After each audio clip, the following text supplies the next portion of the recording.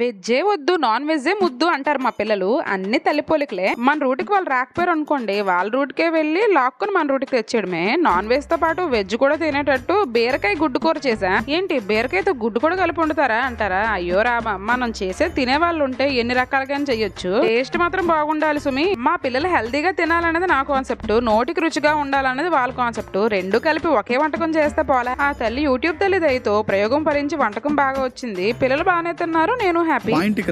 ముందుగా అప్పుడే పుట్టిన లేత బీరకాయల్ని తొక్క తీసి ముక్కలు చేసి స్నానం చేయించి పక్కన పెట్టుకోవాలి. తర్వాత కళాయిలో ఆయిల్ వేసుకొని ఆవాలు, జీలకర్ర, పచ్చిమిర్చి, కరివేపాకు వీటిని కొంచెం డాన్స్ వేయించి తర్వాత ఆనియన్స్ యాడ్ చేసుకొని ఆనియన్స్ మగ్గాక టమాటాలు, తర్వాత బీరకాయలు ఒకదాని తర్వాత ఒకటి వేసేయడమే. తర్వాత ఉప్పు పసుపు వేసి మూతటి మూసేయండి. కొంచెం కుక్ అయ్యాక 2 గుడ్లు కొట్టి పడేసి మొదట పక్కెళ్ళిపోండి, డిస్టర్బ్ చేయొద్దు. తర్వాత నెమ్మదిగా కలుపుకుంటూ అన్ని రకాల మసాలాలు, కొత్తిమీరతో పాటు మీ ప్రేమను కూడా కలిపి పెట్టారనుకోండి, ఎందుకు తినరు? ఇంతే అండి వీడియో. వీడియోని లైక్ చేయండి, ఛానల్ సబ్స్క్రైబ్ కూడా. ఉంటా, బాయ్ బాయ్.